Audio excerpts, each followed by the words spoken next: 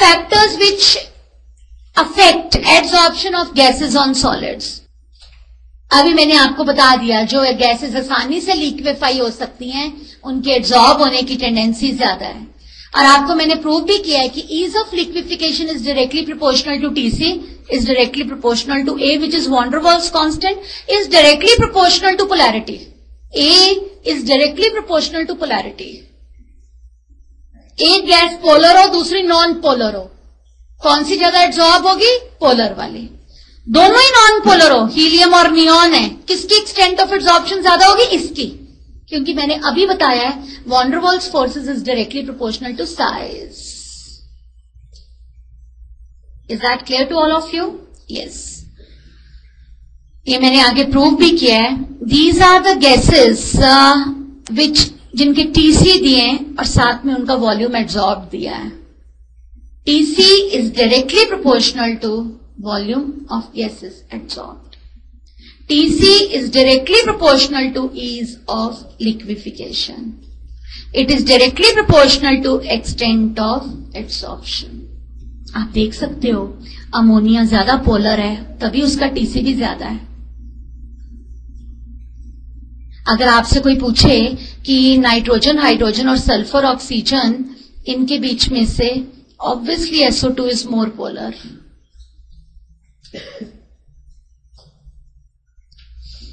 Yes, सुनो अभी बताऊंगी एक्टिवेटेड चारकोल का मतलब क्या है. पहला फैक्टर मैंने कौन सा करवाया है? जो गैसेस आसानी से लिक्विफाई हो सकती हैं उनकी एक्सटेंट ऑफ एड्सॉर्प्शन ज्यादा है. दूसरा फैक्टर मैं करवा रही हूं, एक चीज आपको पता है, चारकोल को क्रश कर दो. और क्या तरीके हो सकते हैं इसको एक्टिवेट करने के? अभी आगे क्वेश्चन आएगा. What do you mean by activation of adsorbent and in how many ways it can be carried out. Activated charcoal adsorbs more easily. अभी मैंने आपको बताया charcoal adsorbs many poisonous gases, that is why it is used in gas masks. Hydrogen, nitrogen और oxygen को adsorb करने के लिए बहुत सारे ट्रांजिशन मेटल के कंपाउंड्स भी यूज होते हैं. ट्रांजिशन मेटल्स भी यूज होते हैं. इतना ज्यादा इस सवाल को लर्न करने की जरूरत नहीं पड़नी. सरफेस एरिया एड्सॉर्बेंट का जितना ज्यादा बढ़ा दोगे उतनी उसकी एड्सॉर्बिंग पावर बढ़ जाएगी. कैसे बढ़ा सकते हो? पोरस और finally divided adsorbents have more surface area. अब मैं इस क्वेश्चन पे आ रही हूं. What do you mean by activation of adsorbent and in how many ways it can be carried out. ये क्या क्या फैक्टर्स एड्सॉर्प्शन को डिपेंड करते हैं, क्योंकि मैं इसके छोटे छोटे एक आधा नंबर वाले क्वेश्चंस सब्जेक्टिव टेस्ट में आई विल टेक. पता ही है easily liquefiable gases are more adsorb. Adsorbate की कैपेबिलिटी होनी चाहिए, ईज ऑफ लिक्विफिकेशन ज्यादा होनी चाहिए, एड्सॉर्बेंट का सरफेस एरिया ज्यादा होना चाहिए, या एड्सॉर्बिंग पावर को बढ़ा दो, एक्टिवेट कर दो. This is important question. What do you mean by activation of adsorbent? How is it achieved?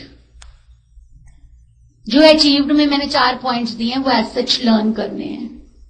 Activation of adsorbent का मतलब क्या होता है? उसकी एड्सॉर्बिंग पावर को बढ़ाना. आप घर में जिस चाय की जिस छाननी के साथ कनक को छानते हैं, कभी कनक छानते हुए देखा है कि सभी रेडीमेड आटा ही खाते हो? रेडीमेड तभी कनक छानते हुए किसने किसने देखा है? आप जिसके साथ घर में कनक छनती है अगर उसके साथ चाय नहीं छान सकते, नहीं छान सकते ना. फर्क क्या है? दोनों के पोर साइज में डिफरेंस है. सो आप क्या कर रहे हो? अगर आप चारकोल को क्रश कर रहे हो तो उसकी पोरोसिटी बढ़ा रहे हो, so that more molecules can be attracted on its surface. That is the meaning of word activation of adsorbent. Activation means increasing the adsorbing power of adsorbent. Is this clear to all of you? क्या क्या तरीके हैं जिससे उसकी adsorbing power बढ़ाई जा सकती है? लर्न कर लो. मैकेनिकल रबिंग, इसका मतलब तो यही है, फाइन पीसेस में उसको काट दो, क्रश कर दो. चारकोल को, अगर मेरे दिमाग में ही बात आ रही थी, कभी भी कॉफी उतनी एस्प्रेसो आप जितनी मर्जी कोशिश कर लो नहीं बन सकती जब तक उसमें वो स्टीम ना पास की जाए, सुपर हीटेड स्टीम जो कॉफी मशीन से पास की जाती है। फर्क क्या है मैडम, उबलता पानी डाल लेते हैं, उबलते पानी और स्टीम में क्या अंतर है? That is a super heated steam which is making it foamy. So यही चीज है, अगर action of strong heating in presence of super heated steam activates charcoal, this you have to learn. यहां मैं आपकी कोई मदद नहीं कर सकती। 3 तरीके हैं जिसके साथ आप एक्टिवेशन कर सकते हो। Can you tell me what is the meaning of word activation? क्या बात है, सब उधर क्या देख रहे हैं? कुछ चीजें उड़ती उड़ती दिख रही हैं, पत्ते के अलावा भी और कुछ दिख रहा है? What do you mean by activation of adsorbent? Means increasing its adsorbing power, crushing, passing it through super heated steam. ठीक है, yes, very very very important point पहले समझो। सुनो, पहले मैं आपको समझाने लगी हूं। ये मेरा हाथ है, ये मेरा ये एक हाथ है। बताओ ये वाला हाथ क्या है? बेट। ये क्या है? बेंड। इसी तरीके से मैं आपको लिखवा रही हूं, ये मेरा ऊपर वाला हाथ है, ये लोअर वाला हाथ है। X by M. X by M. X is mass of adsorbate and M is mass of adsorbent. अगर मैं इसकी वैल्यू निकाल लूं तो मुझे पता लग जाएगा कितने मॉलिक्यूल्स इस पर ग्राम चिपके। मैं आपको बताना चाहती हूं effect of pressure on extent of adsorption. X by M on extent of adsorption. X by M का प्रेशर के साथ क्या रिलेशनशिप है? इसको बोलते हैं adsorption isobar. No, isotherm. Graph of X by M versus P is known as adsorption isotherm. Iso means same, therm means temperature.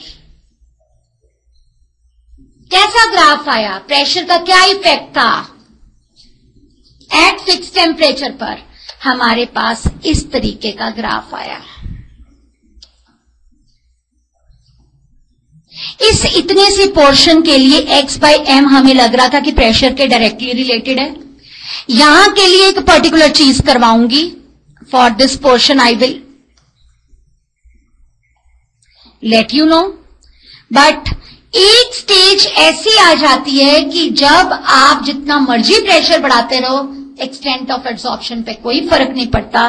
That is known as saturation pressure. मैंने क्या बताया? Adsorption isotherm.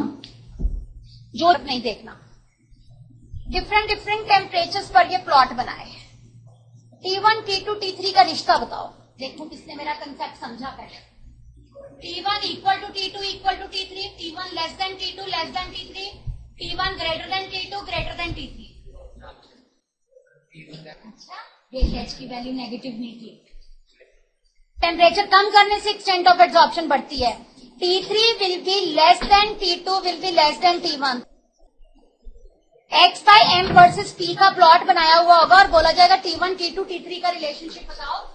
T3 पर extent of adsorption ज्यादा है, इसका मतलब T3 सबसे कम होगी।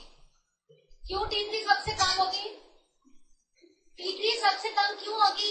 क्योंकि adsorption is exothermic. Exothermic reactions are more spontaneous at low temperature.